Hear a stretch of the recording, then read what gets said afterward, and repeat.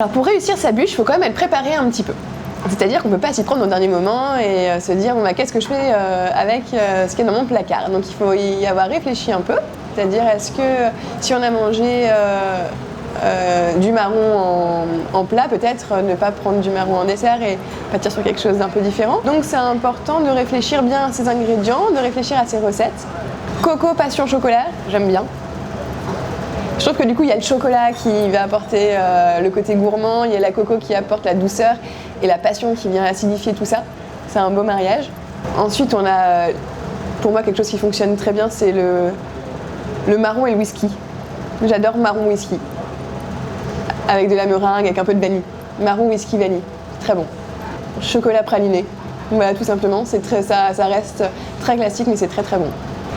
Alors une crème au beurre réussie, il y a plein de recettes de crème au beurre. Ce qui est important, c'est de bien la foisonner et c'est d'avoir la bonne température du beurre. À partir du moment où on a une bonne température de beurre et qu'on a un beau foisonnement, une crème au beurre sera réussie.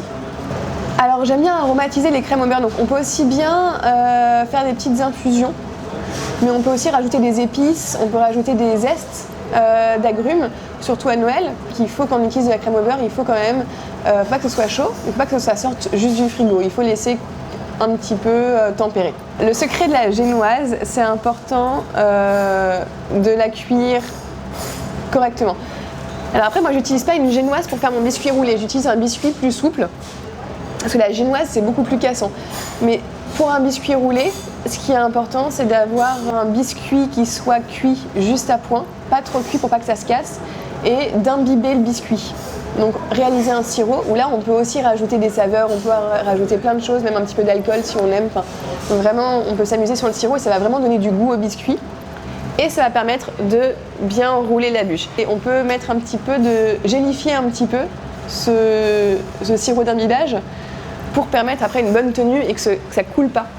Après avoir imbibé le biscuit, on va le faire prendre un petit peu au frais et on va pouvoir étaler la crème au beurre dessus et ça va pas glisser partout parce que justement le sirop va être pris et donc du coup on va pouvoir réaliser les étapes plus proprement et plus précisément. Si on fait une bûche aux fruits,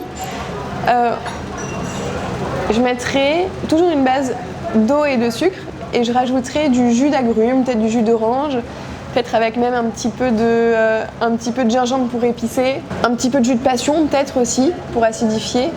Et juste un petit peu de gélatine, légèrement, vraiment pour que ce soit juste pris dans le biscuit et qu'on ait du coup ce biscuit moelleux mais qui coule pas.